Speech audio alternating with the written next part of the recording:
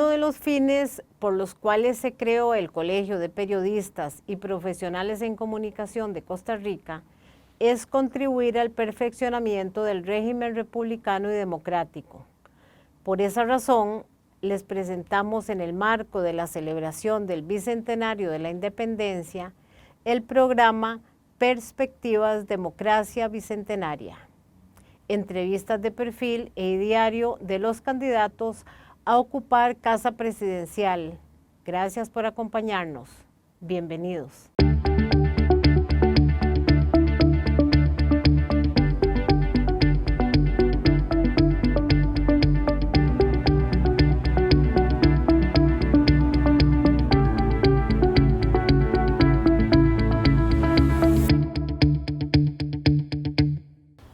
Bienvenidos y bienvenidas a una producción del Colegio de Periodistas y Profesionales en Comunicación, Enfoque Democrático. Nuestra idea es llevarles a ustedes, la ciudadanía, un perfil humanista y sobre todo llevar a conocer a cada uno de los candidatos hacia la silla presidencial en este 2022.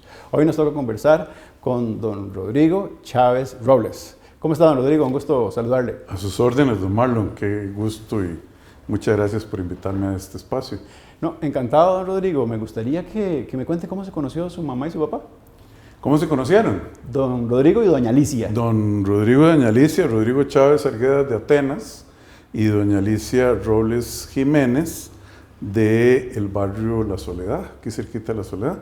De ahí, es una historia muy bonita, no esperaba que me lo preguntara. En la época de mis papás había una cosa que se llamaba La Retreta, que era en el Parque Central, en el kiosco de la música. La banda de San José tocaba música después de la salida de la iglesia. Y las muchachas caminaban en un sentido, los muchachos en el otro sentido. Obviamente los papás vigilantes de las muchachas se sentaban en los pollos que había en el Parque Central mientras la banda tocaba y los muchachos y muchachas se daban cuerda. Qué bonito, ¿ah? Exacto, entonces dicen, la historia me la contó mi mamá, que ella vio a un tipo rubio, y mi papá era rubio, que le daba muchísima cuerda, hasta que tuvo el descaro de cerrarle un ojo. Y ella dijo, ay, qué señor más atrevido. Él tenía, yo calculo unos 21, 22 años y ella 17, 18, hasta que iban dando vuelta en sentido contrario hasta que él se devolvió y se le puso a hablar. Según mi mamá, ella le decía, no, es que no lo conozco. Entonces él se fue, trajo a alguien que los presentara. Bueno, y el resto es historia. Tuvieron 7 hijos y estuvieron casados hasta que mi papá, creo que fue en 1951 que se casaron, por ahí, y hasta que mi papá murió en el 2006. La muerte los separó. Don Rodrigo, ¿y cómo fue esa infancia suya? Sé que nació en el Carmen, en San José, sí, y que a partir de ahí usted tuvo una experiencia luego ya más hacia el internacionalismo, pero a ver, su infancia y su adolescencia fue muy local. Cuéntenos, esa Costa Rica que vivió. Ah, no, yo soy un carajillo del puro centro Chepe, como decíamos nosotros ahí. Vea, yo nací en el Hospital Calderón Guardia, Seguro Social. Éramos 7 hijos, 6 hermanas y yo, el único varón. Y mis papás vivían de acueductos alcantarillados en el Paseo de los Estudiantes, ¿sí? 100 al este, 50 al norte. Estaba el puro centro. Puro centro San José. Una casa muy pequeña. Éramos 9 personas, papá, mamá, 7 hijos, 6 hijas y yo, y había un baño. Pero cuando digo un baño, era un baño, un excusado y una ducha con termojita, y no había tanque de agua, y no teníamos patio, etcétera, pero fue una infancia maravillosa, porque era una infancia libre. Yo fui al kindergarten Justo Facio de la Escuela de Chile, en Barrio Lugán. Me iba y me venía solo, yo creo, ya, en kindergarten. Vea la diferencia en San José. Y increíble, sí. La puerta de mi casa usted la abría y estaba la acera así, no había portón, no había jardín, nada. Era la acera. 2 ventanas, una de esas casas de zaguán. Y yo pues fui a la escuela Buenaventura Corrales, que es el edificio metálico. Y llegaba a la escuela, tiraba el bulto y me iba a jugar a la calle con los chiquillos del barrio. Éramos más chiquillos que chiquillas, no me acuerdo que las chiquitas se nos montaran. Y jugábamos un montón de cosas, trompo, jugábamos taco. Una infancia muy, casi que bucólica en el centro de San José. Tuve mucha oportunidad de trabajar en el campo también, por la actividad de mi papá. Él le manejaba una finca a unos señores norteamericanos allá entre Zarcero y San Ramón. Tiene una partecita y entonces había que hacer un montón de cosas, ganado, montar a caballo. Muy feliz.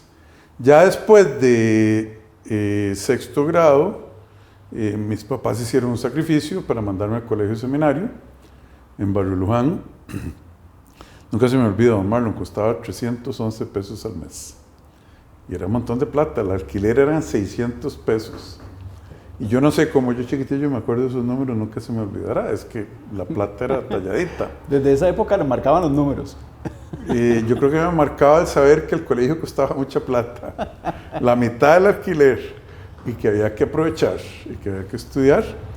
Y bueno, fui al colegio seminario, mis papás consiguieron un préstamo en la Caja Costarricense de Seguro Social, y pudieron comprarse una casa, porque la casa anterior era alquilada, ahí en Calle Blancos, por la clínica católica, perdón. Sí. Y así crecí, hasta que me gradué del colegio. Y yo no sé si quiere que siga, porque ya no sigue infancia. Ya eso es, ¿Conserva amistades de esa niñez usted a hoy? sí, claro, pero acuérdese que yo estuve muchos años ¿Sí? afuera del país. Sí, Y lo digo, ¿sabe por qué, don Rodrigo? ¿Por qué? Porque Cuéntame. hoy, antes de que conversáramos y tuviéramos la oportunidad de tener esta entrevista, este es un trabajo especial del Colegio de Periodistas y Profesionales en Comunicación, en coproducción con Voto CR, un proyecto ciudadano que desde hace mucho tiempo trata de presentarle a ustedes quienes aspiran a la silla presidencial. Y me llamó mucho la atención, don Rodrigo, porque hoy acá en esta casa, que es por este momento su espacio para hacer política, llegó un matrimonio, se presentó y decían que querían apoyarle. ¿No han aparecido esos excompañeros, examigos, examigas que le digan que quieren estar con usted? Sí, sí ha aparecido mucha gente. Una de las cosas, don Marlon, que yo estoy muy agradecido es que la gente ha sido muy generosa. Desde que volví de ministro de Hacienda, volví al país, luego de haberme ido a estudiar, usted me va a preguntar, muchos amigos y amigas me han buscado, pero también esta pareja que vive en Curriabat vinieron ahora, por pura coincidencia, a decir, mire, nosotros creemos en su visión país, usted los oyó, estamos cansados de los mismos de siempre, cómo ayudamos, don Rodrigo, eso me llena de motivación y de un agradecimiento enorme. ¿Cómo hace ese salto usted a la Universidad de Ohio? Vea, yo entré a generales, no fui buen estudiante, sí fui muy buen estudiante en el colegio. Yo creo que era el primero o el segundo de la clase siempre. Entré a generales, pasé generales, pero no brillantemente.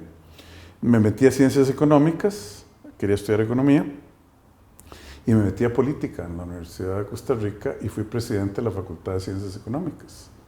Y francamente perdí un montón de cursos porque me matriculaba y no me presentaba a los exámenes, andaba en otra cosa. Entonces mi papá, gracias a Dios... ¿Y en qué andaba, don Rodrigo? Cuéntame. No, andaba politiqueando, pretileaba mucho, yo no sé si todavía se puede pretilear. No estaba enfocado, Marlon, no quería estudiar, para ser franco. Uno pasa por etapas en la vida. ¿Fue muy rebelde? Depende con quién. Con mis papás no. Con el resto de la autoridad sí. Pero con mis papás no. Pero no estaba estudiando. Entonces un día, hablando de rebeldía, me dice mi papá, ¿sabes qué? Se te acabó la fiesta. Ahora sí, muchacho, pónganse a trabajar. Y me salí de la universidad, trabajé en CODESA, que era la Corporación Costarricense de Desarrollo, y yo era asistente de auditoría 3. No había ningún puesto más bajo en el departamento de auditoría, ninguno. Suena como altísimo. No, es al revés. asistente de auditoría 2 es más alto que el 3, Sí, sí, 1 sí, es más sí. alto que el 2. Yo me ganaba, le voy a decir franco, 1.250 pesos por semana. No era tampoco, supongo, en todo caso, tampoco. Uf, era más de lo que yo he visto junto por años.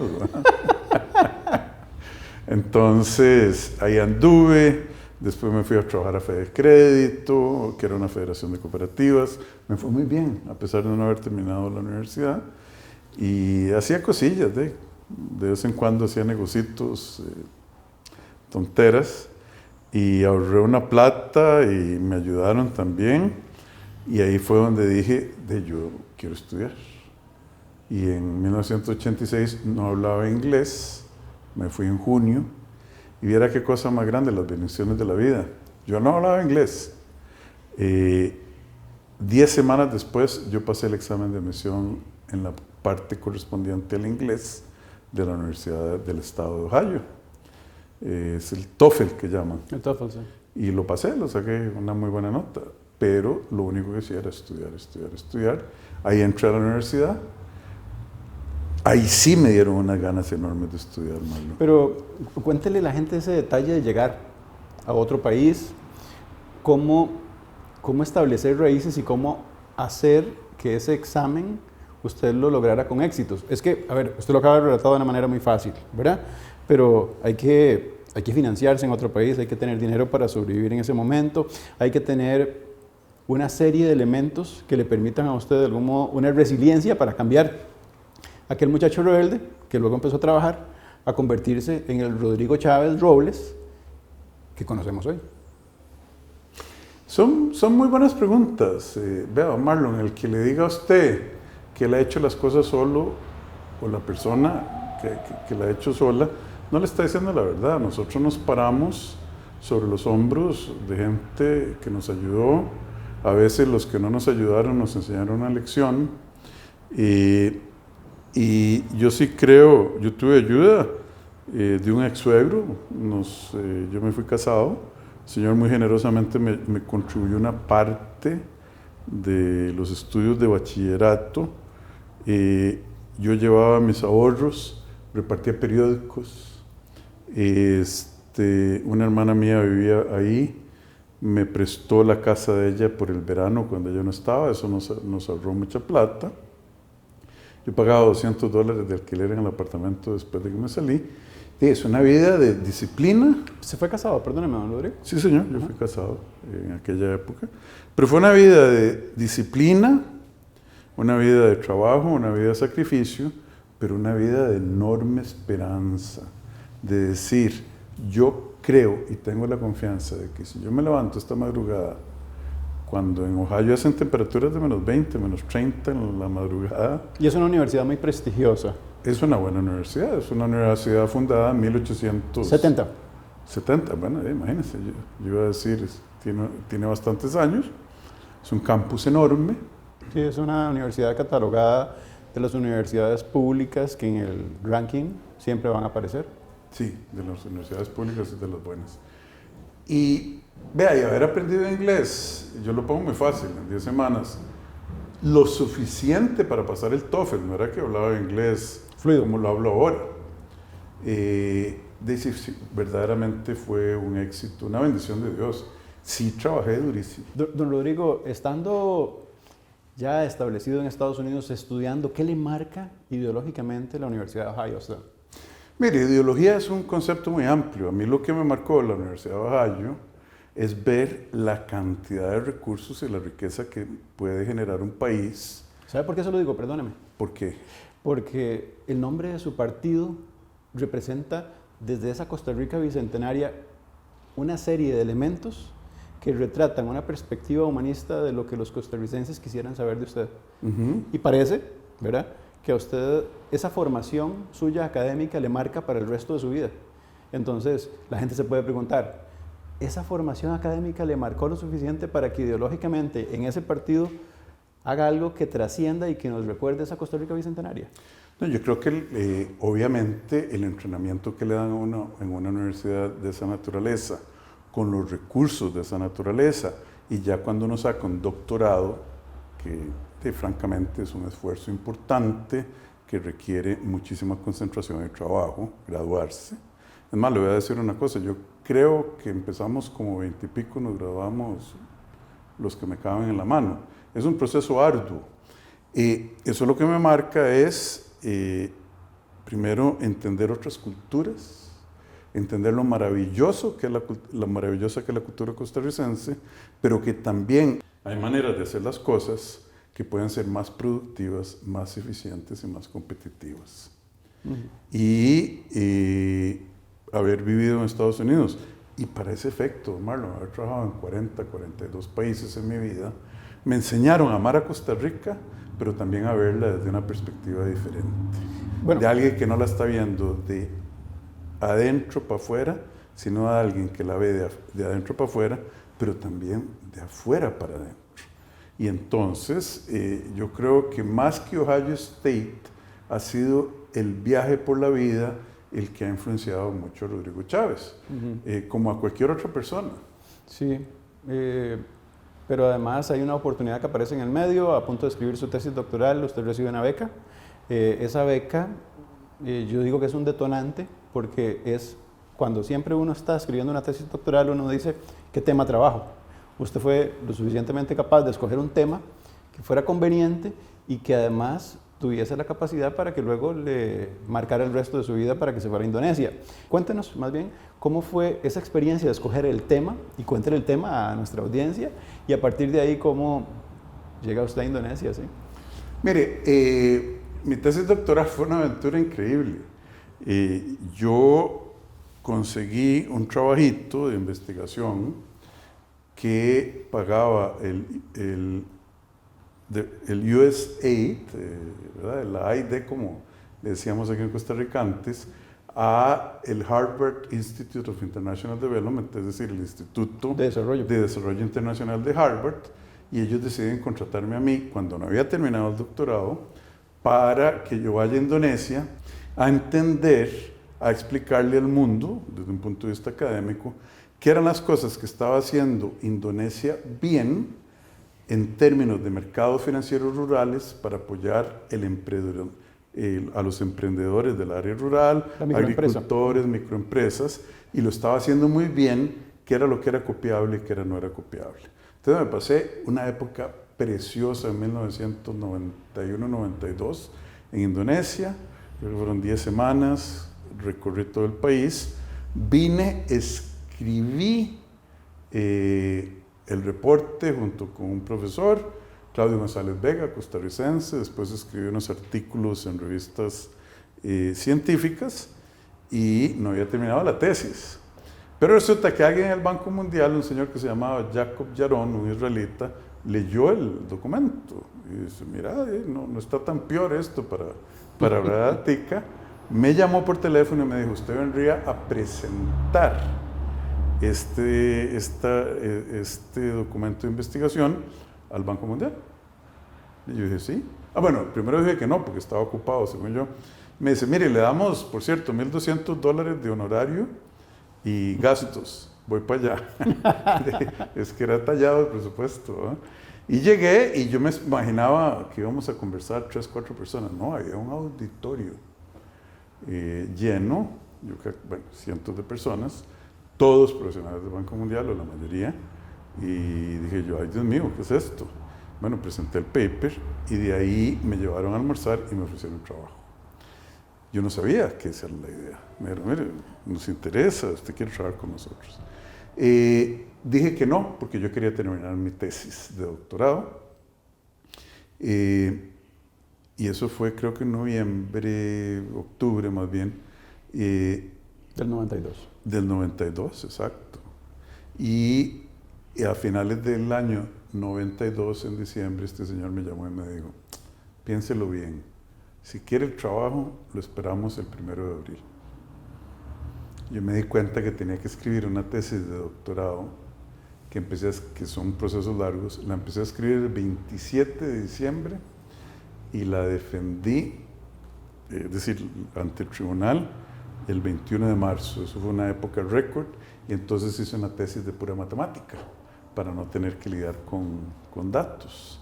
Una tesis compleja, una cosa que se llama teoría de juegos, eh, y parece que está escrita en griego, solo letras alfa, gamas, pero pude graduarme, me fue bien con esa tesis, fue una buena tesis, y ya me fui al Banco Mundial y el resto es historia. Bueno, usted me va a preguntar. La teoría de juegos, lo único que me hace referencia a mí es una película y me acuerdo de John Nash. Exactamente. Don Rodrigo. Exactamente, era lo que hacía John Nash. Por supuesto, yo nunca aspiraría a pensar, porque lo que John Nash le dio al mundo fue una idea que fue un chispazo. Sí. De hecho, mi tesis tiene más matemática, más compleja, pero sin embargo uno tiene esa gota de genialidad de haber sido el primero en pensar en algo. Una gran admiración. John Nash murió en un accidente de carro hace poco con su señora. Sí. Y causa mucha admiración toda su vida, ¿verdad? Porque lidió también con una tremenda, diría yo, enfermedad que le hacía poder, digamos, pasar muy malos ratos, ¿verdad? Sí, señor. Sí, impresionante. Su regreso a Costa Rica y la vivencia específicamente en el ministerio. Fue muy poco tiempo, 6 meses. 184 días. 184 días para ser exactos. Sí, señor. Sí. Cuénteme, don Rodrigo, porque fue honestamente un proceso en el que nosotros como periodistas, cuando leíamos la forma en la que inclusive usted se comunicaba con el presidente, notábamos una gran cantidad de interferencias. Eso usted ya lo ha comunicado a toda la gente, pero ¿qué saca usted de positivo de esa experiencia para que ahora lo tengamos de candidato presidencial? Mire, Marlon, yo vine aquí por 2 razones, y las 2 razones son, yo creo que las más altas a las que pueda aspirar. Su familia, entiendo, también, por supuesto, su mamá. Mi mamá quedó sola porque la hermana que la cuidaba murió, y murió repentinamente. Yo había estado fuera muchos años. Mis hermanas, la mayoría están afuera. La que vive aquí y mi mamá no querían vivir juntas. Yo respeto eso, pero entonces el tema era muy sencillo. Mi mamá podía morir, porque además era una señora mayor, en las manos de una cuidadora, y yo en el otro lado del mundo. Qué difícil, ¿no? Porque es literalmente el otro lado del mundo. Sí, así es. Por un lado. Por otro lado, ya me podía pensionar, ya podía dedicarme a hacer lo que yo quisiera, y el presidente de la República lo llama a uno y le dice: venga, ayúdeme como ministro de Hacienda, sin conocerlo. Bueno, patria y madre. Yo dije, aquí se alinearon las estrellas, esto es una bendición de Dios, y me vine para Costa Rica feliz. Porque usted puede sacar al tico de Costa Rica, pero nunca le sacas a Costa Rica al tico. Yo soy casado con una europea, podría tener pasaporte europeo, no lo he querido sacar. Yo pasé suficiente tiempo en Estados Unidos para sacar un pasaporte americano, no lo he querido sacar. Yo me voy a morir con mi pasaportico tico, y yo siempre pensé, y esa fue volver al país, y esa fue la gran oportunidad. Ahora, vengo aquí con acuerdos y promesas mutuas con el señor presidente de la República, y me di cuenta de que la Costa Rica que yo dejé igualitaria, transparente, donde había corrupción, pero era una corrupción escondida, donde a quien pescara en la corrupción iba a sentir una enorme vergüenza esa persona y su familia, a un sistema en que es muy normal, en el que la gente le dice abiertamente, ¿no? Mire, ministros vienen, ministros van, yo me mando medio, aquí me quedo. Y me fui dando cuenta de lo mal que está manejado el país, y dije yo, esta no es mi patria, este no es el Costa Rica que la ciudadanía de la gente merece tener. Y luché muy duro, voté a la mitad de los mandos medios de Hacienda en un día, en febrero. Acuérdense que yo llegué en el 1 de diciembre, para efectos prácticos. Y yo inmediatamente entrevisté gente, los mandos medios, me di cuenta que no estábamos haciendo las cosas bien en Hacienda, temas como escáneres. Tendrá una tarea mucho más dura si llega a la presidencia. Pero tendré más herramientas también. Una cosa que me gustaría para cerrar, ¿qué hacen en el tiempo libre, don Rodrigo? Ahora no tengo mucho. ¿Qué hacía? Menos que antes. Mire, yo leo mucho. ¿Cuál fue su último libro? El último libro que leí se llama Los pocos escogidos. Es The Chosen Few. Es un libro sobre la historia del pueblo israelita y es de un historiador económico que dice que el pueblo israelita ha sido tan exitoso a través de los años, de la historia, porque es una religión que obligaba a los jóvenes de 15 años a saber leer y escribir, mientras que las otras religiones de su tiempo eran gente analfabeta, y que eso creó la base del poder de la comunidad judía en profesiones como derecho, medicina, banca, etc. Me parece un libro muy bonito, además muy enriquecedor. El título me parece muy atractivo.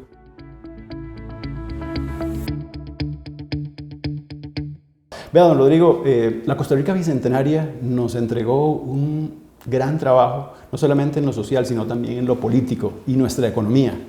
Usted es un economista. Estamos en un abismo, don Rodrigo. ¿Me está preguntando o me está contando, don Marlon? Le estoy preguntando y le estoy contando. Es que usted viene llegando al país y usted ya le tocó, como dijo un expresidente, bailar con la más fea. Yo he bailado con bastantes feas. Y bueno, ellas dirán lo mismo, que bailaron conmigo, que es medio feo, estoy bromeando. Mire, don Marlon, yo creo que es importante, y usted lo sabe, pero que lo hablemos claro con la audiencia. Hay un nexo que hace que el desempeño de una economía tenga un impacto directo y claro sobre el bienestar de la sociedad, y el bienestar de la sociedad tiene un impacto claro y directo en el sistema político. Nosotros nos hemos venido deteriorando en la parte económica y social de manera clara y sostenida por lo menos 25 o 30 años. Le voy a decir una cosa que poca gente sabe, don Marlon. En 1980, el año de la crisis de don Rodrigo Carazo, que fue un periodo durísimo, Costa Rica tenía un ingreso per cápita que era 10 veces más que el de la China comunista.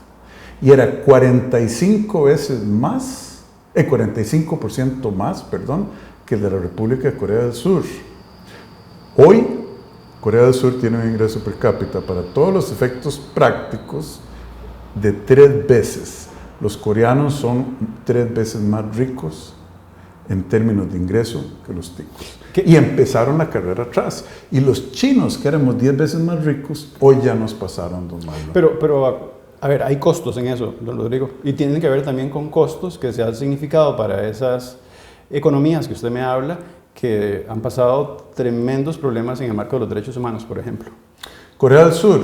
No, estoy hablando de China. Bueno, sí, China es un fenómeno muy especial, pero de un 10% que nos pase en un periodo tan corto, yo creo que no hay plata en el mundo que justifique violaciones de los derechos humanos. ¿Bajo qué costos? Pero enfoquémonos en Corea del Norte, Corea del Sur, perdón, que es muchísimo más rica que Costa Rica. Enfoquémonos en Costa Rica.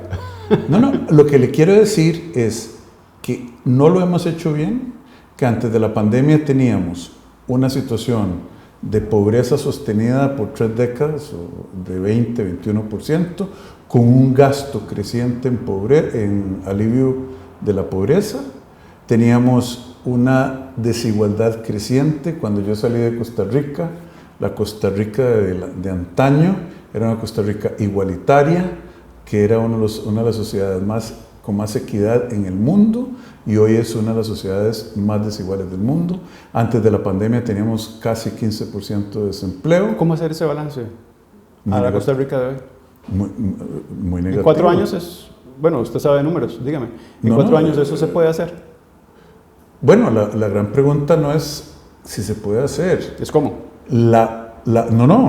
Es el imperativo de hacerlo, porque desde mi punto de vista, cuando usted tiene hoy en la noche 400,000 personas yéndose a dormir con hambre, porque no pueden comer 3 comidas al día de la canasta básica, esa es la definición de pobreza extrema, cuando tiene gente desempleada, cuando tiene jóvenes que no estudian ni trabajan en números los más altos posiblemente de la OCDE, y cuando tiene una participación de las mujeres en el mercado de trabajo inferior a las de Arabia Saudita y Turquía, algo está malo en este país, no es sostenible. Don Rodrigo, ese mapa usted lo tiene perfectamente bien logrado.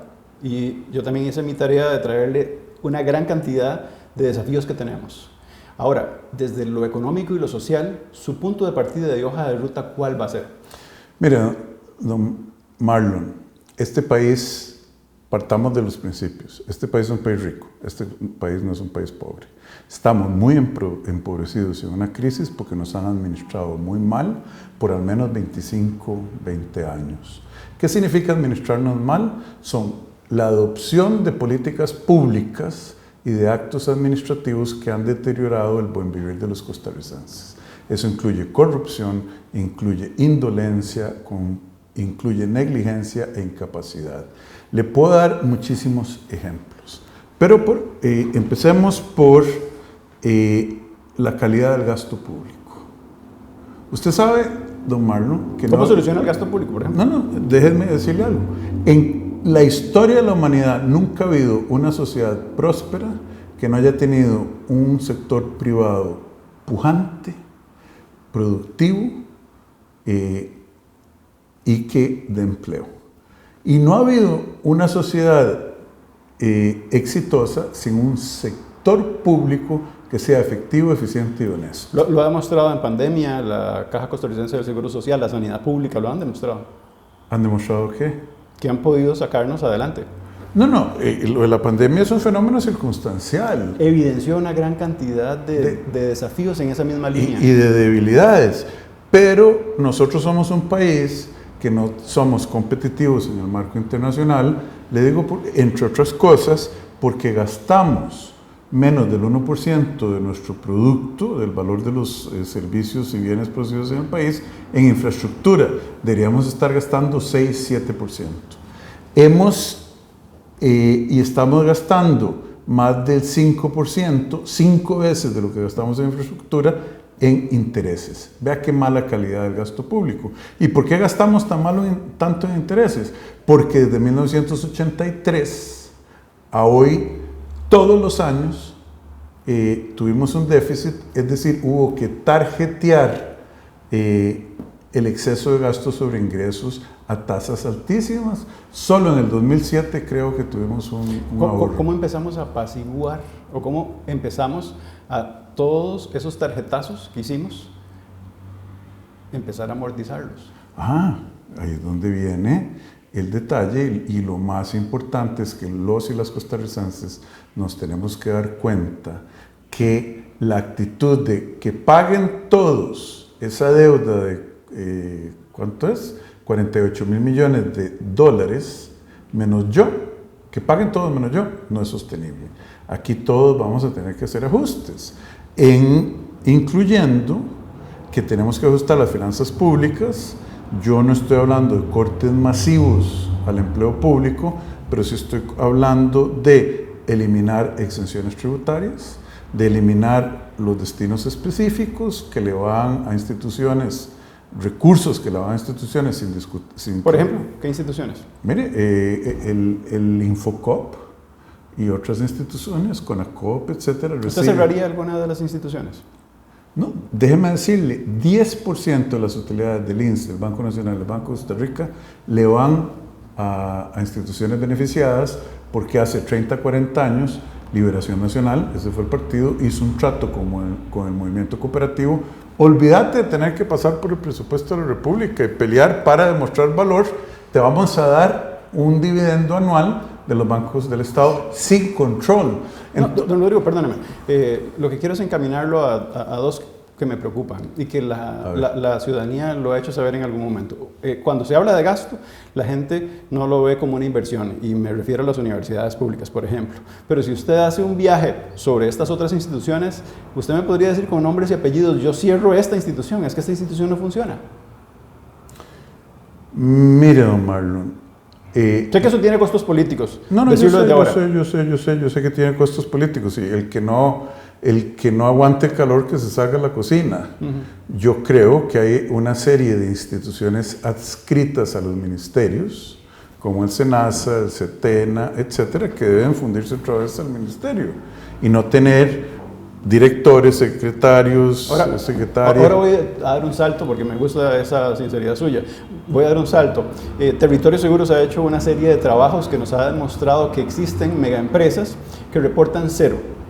No solo Territorios Seguros, yo cuando fui a Hacienda pedí la lista y por años reportan cero. Con esto quiero decir que hay megaempresas que de repente han sabido encontrar portillos, porque esto está en el marco de la legalidad, la elusión. ¿Cómo poder también, usted que se ha especializado en eso, lograr desde una herramienta potente del Estado hacer que paguen, como usted me decía ahora, los que tienen que pagar también? Todos los que tienen que pagar, tienen que pagar. Entonces, los sistemas tienen que ser posible. Es decir, no lo está haciendo, yo creo que porque falta voluntad política, porque esa falta de voluntad política no invirtió en los instrumentos tecnológicos del Ministerio de Hacienda, que son un desastre, usted me ha oído hablar de eso. Sí. Y las leyes todas tienen portillos. Entonces, lo que tenemos que hacer es... Que las propias universidades lo enseñan cómo hacerlo. Que las propias universidades lo enseñan cómo hacerlo y que hay despachos de contadores que ganan mucho dinero ayudándole a los y las empresarias, a las empresas, a aprovechar todos los portillos. Usted me dice que es posible que eso deje de suceder. Hay que hacerlo. Voy a dar un salto otra vez. Sí, señor. A la gente le gusta mucho la transparencia y específicamente llegar a la silla presidencial es muy compleja. Ya hemos visto que muchos partidos han tenido que invertir inclusive en la inscripción. Yo sé que usted ha financiado su campaña con dinero propio suyo, hasta ahora. ¿Cómo va a ser ese camino hacia Zapote? Mire, yo he financiado muy poquito esta campaña. Ha habido un grupo de ciudadanos y ciudadanas, todos que los pasamos por los tamices de que sean gente honesta, que no tengan conexiones sospechosas, que han depositado plata en un fideicomiso que es absolutamente a prueba de balas para garantizar el uso de los recursos. ¿Cómo se financia una campaña política? Esta etapa con contribuciones de gente que está preocupada por el país y a partir de octubre con deuda política. Sí.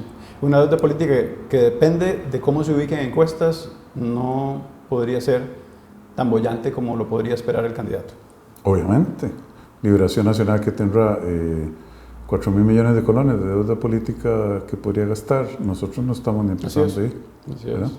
Pero nosotros tenemos, lo que creemos es una imagen, que es una imagen bien merecida, de honestidad, de liderazgos frescos, de liderazgos que no son viejos y añejos, y de gente que no tiene el rabo que le majen, porque aquí no hay nadie que haya estado en gobiernos anteriores, ni en asambleas legislativas, etc. La libertad de expresión ha sido fundamental para este país. Recuerdo a José María Castro Madrid, que fue uno de los que estableció eso como un estandarte de esa Costa Rica bicentenaria. En este momento Casa Presidencial no tiene un diálogo abierto con los medios de comunicación. Inclusive yo le puedo decir que personalmente me cansé de pedirle entrevistas a don Carlos. Creo que los colegas han hecho fila en ese sentido y no hay medio grande, pequeño que no le haya rechazado. ¿Qué opina usted de eso, don Rodrigo? Yo creo que es lamentable que un líder en un momento de crisis escoja minimizar el diálogo a través de la prensa con la ciudadanía de un país que está sedienta de soluciones, que está sedienta de liderazgo y de dirección. ¿Se compromete usted en la libertad de expresión y en el periodismo libre en una futura gestión de don Rodrigo? Eso es como comprometerse con la fuerza de la gravedad. Eso es algo que es intrínseco al pueblo, a la ciudadanía de este maravilloso país. Yo vengo y me comprometo de que yo tendré acceso, que yo daría acceso a la prensa todo el tiempo, porque es importantísimo. Cuando uno está haciendo cambios, cuando uno está queriendo mejorar las cosas, si no tiene el apoyo del pueblo, que es un poco lo que le pasó a don Carlos, ¿cómo va a lograr nada? La transparencia y la comunicación son fundamentos básicos del proceso de gobernar una nación. Sí, son piedras fundamentales para nuestra democracia. Se lo digo porque antes inclusive de conversar con usted yo tenía una leve preocupación porque me habían hecho una solicitud de las preguntas por adelantado. Obviamente nunca lo hicimos, pero seguramente eso nunca pasó por su tamizaje. No sabía. Don Rodrigo, hay otra cosa que a mí me gusta de esta Costa Rica bicentenaria Y esa Costa Rica bicentenaria ha logrado una serie de elementos que nos caracterizan como costarricenses y que ahora usted al inicio me presumía esa Costa Rica porque esa fue la Costa Rica que usted dejó antes de salir a una experiencia internacional. ¿Cuál es ese logro de esa Costa Rica más importante? Porque casi todo el mundo lo señala en lo social, que usted entraría de gobierno y sería lo primero que usted estaría trabajando. Mire, yo creo que Costa Rica es un país tan rico que no se lo han podido acabar todo. Han tratado y se han llevado mucho. Hemos visto ejemplos muy dolorosos. Yo creo también que este es el fusil, vea qué belleza. Un lapicero es el fusil con el que peleamos los costarricenses al marcar una papeleta presidencial y lo hacemos con tinta, no con sangre. Esos son privilegios. Mi absoluta convicción es que este país, el esfuerzo fundamental tiene que ser de poner a trabajar a la gente que necesita sustento, trabajo, identidad, una razón de ser, una razón para salir de la casa, ¿verdad? Inmediatamente. Más y mejores trabajos. Esa es la prioridad número 1 para mantener la cohesión social y la estabilidad política que nosotros necesitamos. Vea que la educación ha sido fundamental para esa Costa Rica, inclusive usted es un vivo retrato de eso, porque usted en esta entrevista y en la anterior donde hablamos sobre su perfil, hizo hincapié en la importancia de cómo esa formación para los costarricenses ha sido la oportunidad de tener mejores empleos. Y pienso en el fondo especial que el gobierno ha negociado ya de este año para el próximo año, que tiene que ver con el FEST, el Fondo Especial de Educación Superior. ¿Qué opina alrededor de eso y si como presidente llegaría usted a fortalecerlo? Mire, las universidades públicas son instituciones fundamentales. Yo estuve por poquito tiempo en una universidad pública. Las universidades públicas han creado y han graduado algunos de los líderes y lideresas más importantes de este país. Pero si yo fuera estudiante hoy de la universidad pública, yo tendría un reclamo. ¿Cómo puede ser que el gobierno y el consejo de rectores se sienten a negociar el monto del FES? Nada más.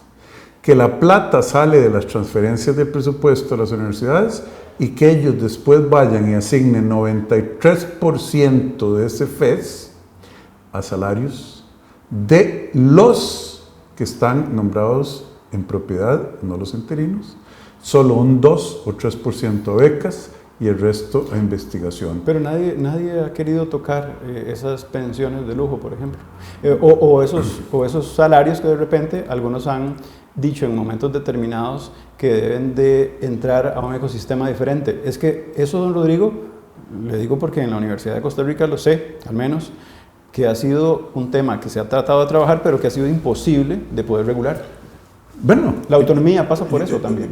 La pregunta de la autonomía es una pregunta constitucional compleja. Lo sé. Pero yo lo que le estoy diciendo es, piensa un estudiante promedio de la Universidad de Costa Rica, por ejemplo, que la asignación del FES que hacen los rectores o el rector y el consejo universitario es la asignación óptima desde un punto de vista social. 93% salarios, una cosita así como echarle sal a las becas, otra poquita a la investigación. En un país en que tenemos muy poca innovación, donde hay necesidades de gente joven, de estudiar, de poder estar en una universidad y graduarse. Yo estoy lanzando la pregunta. A mí me parece que si yo llegara a ser presidente, esa conversación la vamos a tener. Es decir, no solo negociamos el monto, sino la composición del gasto. Perdón, don Marlon. Estoy seguro, don Rodrigo, que esa conversación la han tenido todos los presidentes que han estado antes. Ahora, el tema es cómo poder lograr ese proceso equitativo, inclusive para los rectores, que creo que no debe ser un asunto tan fácil de resolver. Es que los rectores son defensores de los intereses de ¿quiénes? Dígamelo usted. Bueno, yo se lo pregunté a usted, pero se lo voy a decir. Los rectores tienen una serie de problemas porque son personas electas por representantes que a su vez son representantes de los intereses de la Facultad de Antropología, de la Facultad de etcétera, y cuando se llevan a cabo esas votaciones, esas discusiones, yo creo que la gente está haciendo o está más interesada en los beneficios personales que en la función que debe cumplir la universidad, que a todas luces debería incluir más becas, más investigación y más infraestructura y menos salarios. Los estudiantes siempre van a ser la razón de ser de las universidades. La promoción de los derechos humanos son fundamentales. Esta Costa Rica también se ha forjado, esta Costa Rica bicentenaria también se ha forjado gracias a eso. ¿Cuál cree usted que va a ser la lucha más importante en el 2022 en el marco de los derechos humanos? No, yo creo que no sé cuál va a ser la más importante. Desde mi punto de vista creo que hay varias muy importantes.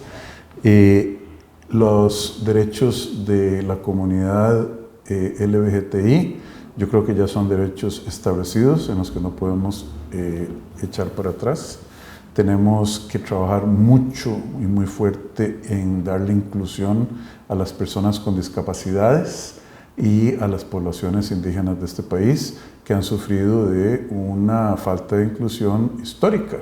Entonces, defender lo que ya tenemos como sociedad y ampliar a esos dos grupos que desde mi punto de vista todavía les falta integración a la sociedad.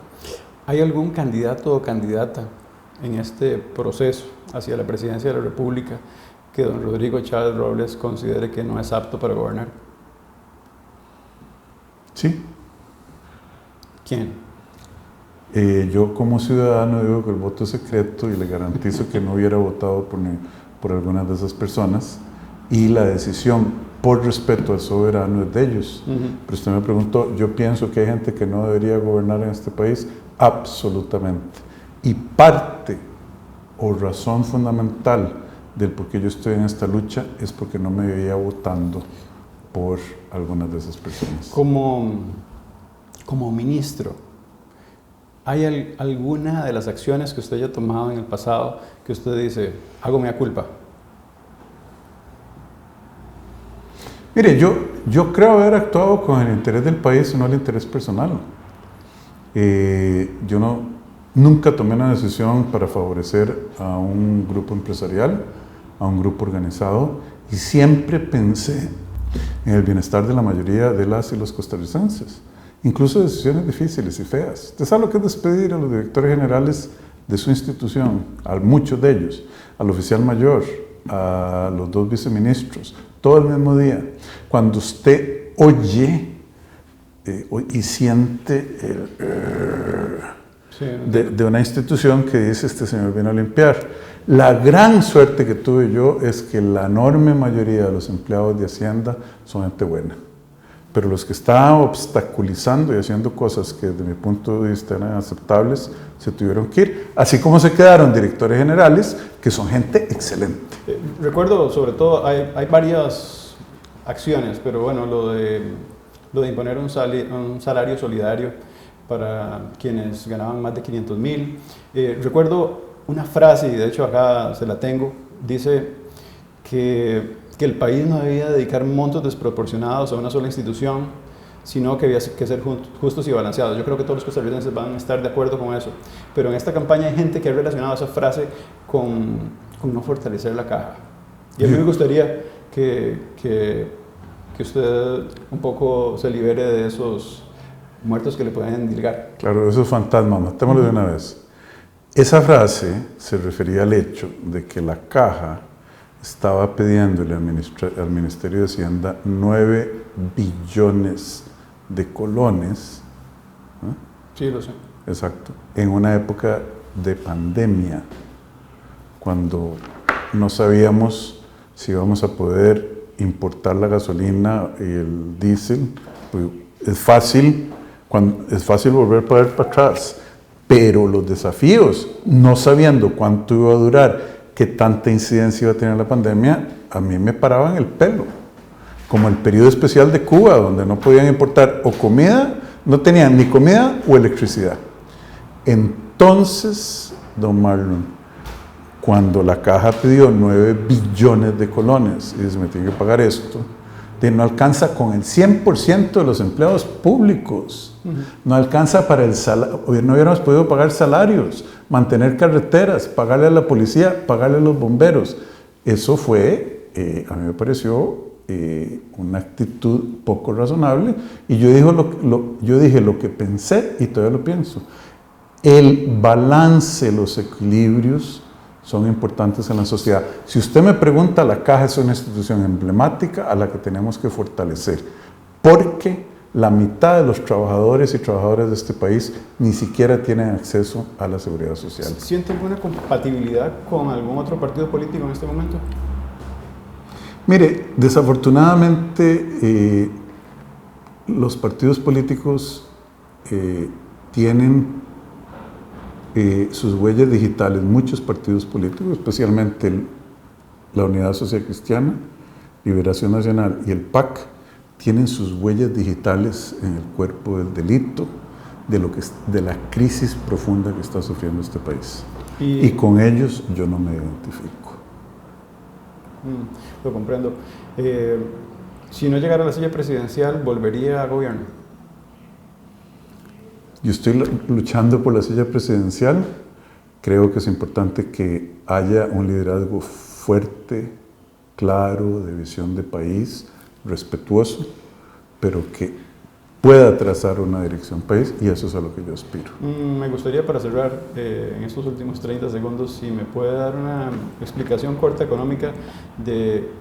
Nadie le ha puesto atención a las pensiones y la demografía dice que va a ser imposible que muchos lleguemos a verlas. Como economista, ¿tenemos alguna luz al final de este camino? Si no hacemos algo, no. Costa Rica, ningún país en el mundo se ha hecho rico después de hacerse viejo. Es decir, ningún país en el mundo escapó la trampa de ingreso medio, de la mediocridad económica, después de que se le acabó el bono demográfico. A nosotros se nos está acabando el bono demográfico, y lo que era ese bono se está convirtiendo en una factura demográfica. La Caja no va a tener suficiente dinero para pagar, suficiente flujo de caja para pagar las pensiones en muy pocos años. Tenemos que cambiar el modelo de seguridad social de este país, porque si no, es como, ¿se acuerdan las pirámides, las estafas de pirámide? Eso es lo que estamos viviendo en este país. Hacia las generaciones futuras, eso es una bomba atómica a la estabilidad de este país. Muchas gracias, don Rodrigo, por mostrarnos en estos cortitos minutos un ideario claro de lo que usted quiere de llegar a la silla presidencial. Muchísimas gracias, don Marlon. Yo siempre termino diciendo, amigas y amigos costarricenses, la buena noticia es que este es un país rico en realidad. Esa es la buena noticia. Estamos empobrecidos, pero si lo manejamos bien y con honestidad, podríamos y vamos a retomar el camino del bienestar. Bueno, ese es el trabajo de este proyecto ciudadano del Colegio de Periodistas y Profesionales en Comunicación y, por supuesto, de Voto CR.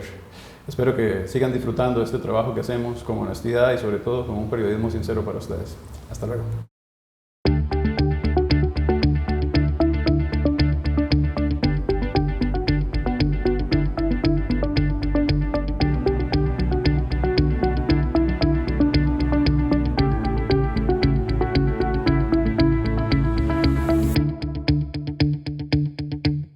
Hola, bienvenidos y bienvenidas a Perspectivas. Esta es una entrevista donde vengo a conversar con don Rodrigo Chávez Robles.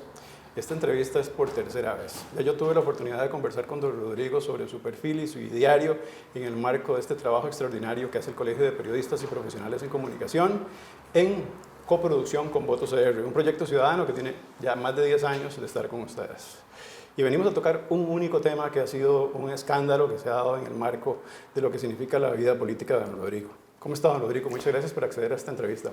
Muchísimas gracias a usted, don Marlon. Yo estoy a la orden suya y del colegio, así como de toda la gente que tiene el interés de vernos. Muchísimas gracias a todos. Don Rodrigo, ¿qué piensa usted del acoso y cómo lo define? El acoso sexual es una cosa que es intolerable.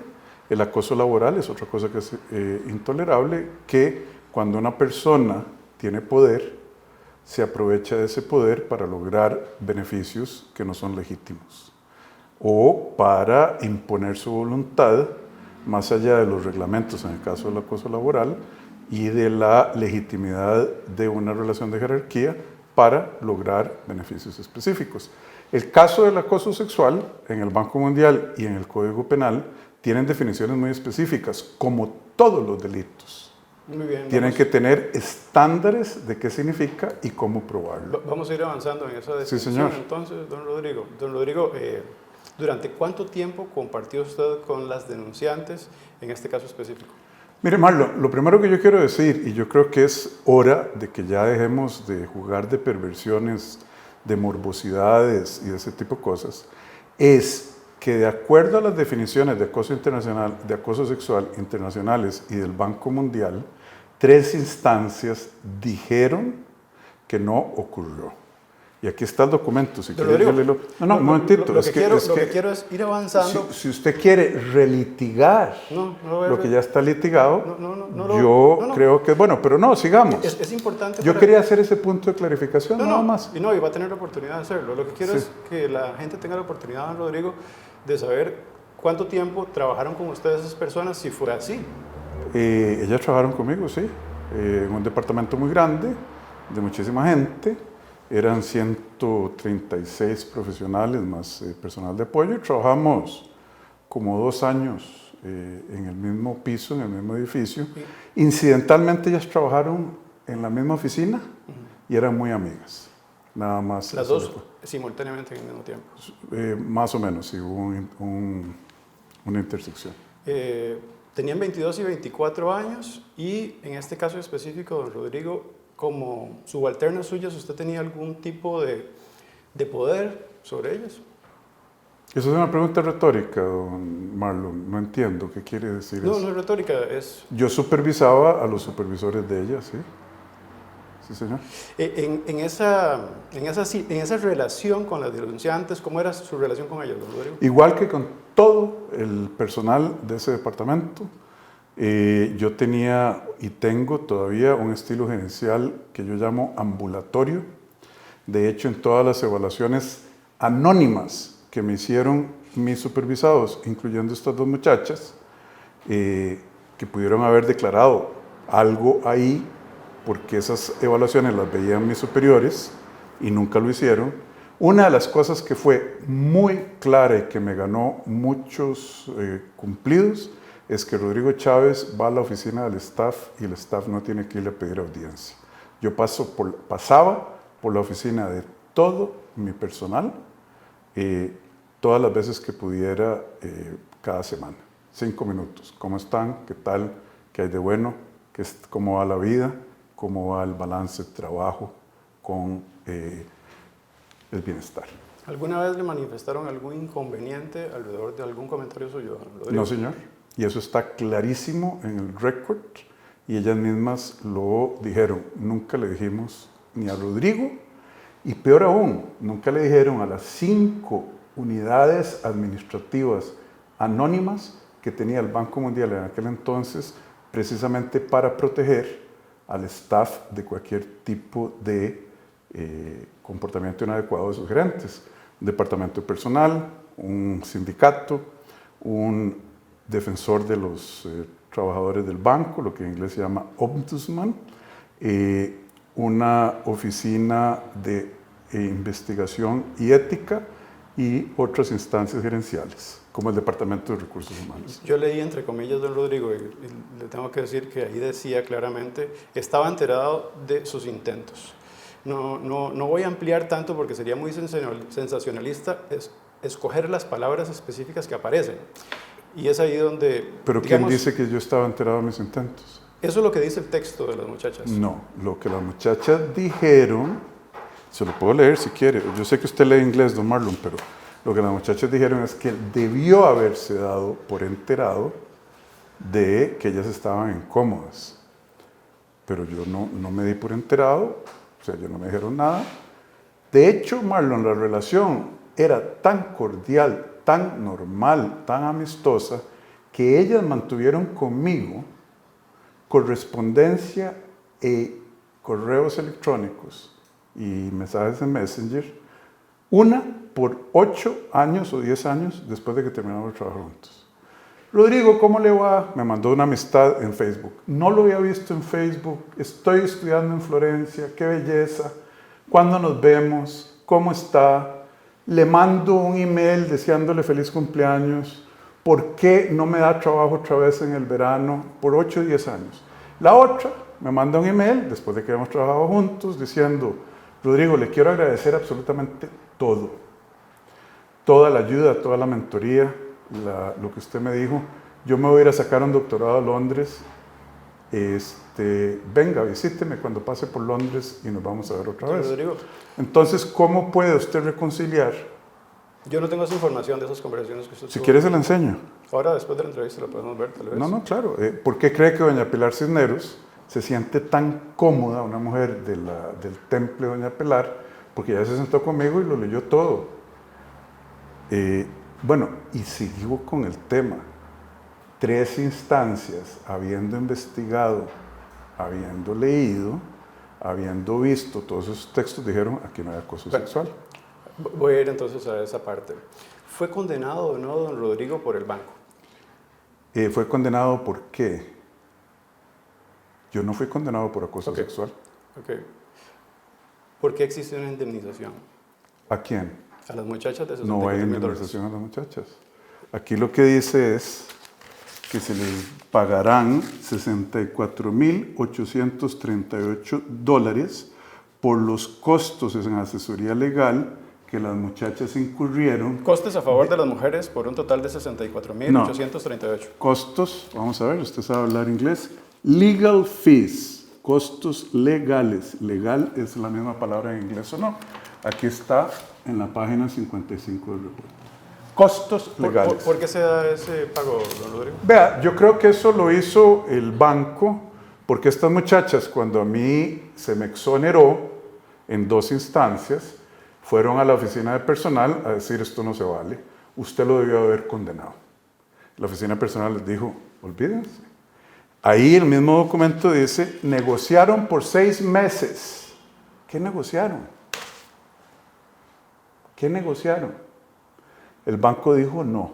Entonces ellas fueron y fueron al tribunal. El banco por 6 meses más dijo, ellas no tienen ni legitimidad ni el derecho de reclamar este caso porque esto es materia juzgada. El tribunal, como una cortesía por la naturaleza del tema, y a mí me parece excelente que todas las mujeres puedan llevar hasta las últimas consecuencias sus denuncias. Entonces el tribunal dijo, bueno, las vamos a oír. Se tardaron 1 año de abogados. Entonces el tribunal dice, pobrecitas, eso es lo que yo interpreto.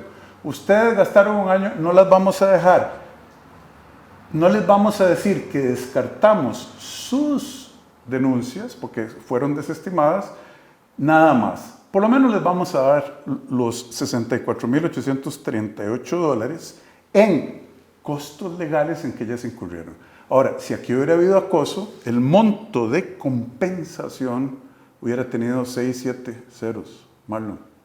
Es que hay que ubicarse en lo que estamos hablando. Yo cuando vi la indemnización en ese monto, Rodrigo, uno siempre puede hacer la reflexión periodística de que cuando uno pierde, no recibe ninguna indemnización. Esa fue la interpretación que di y esa aclaración suya. No, es que no es indemnización, pongamos las cosas claras. Es un reembolso de los costos que ellas pagaron a abogados.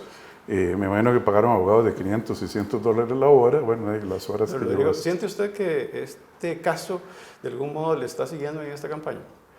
Hay gente que quiere que me siga.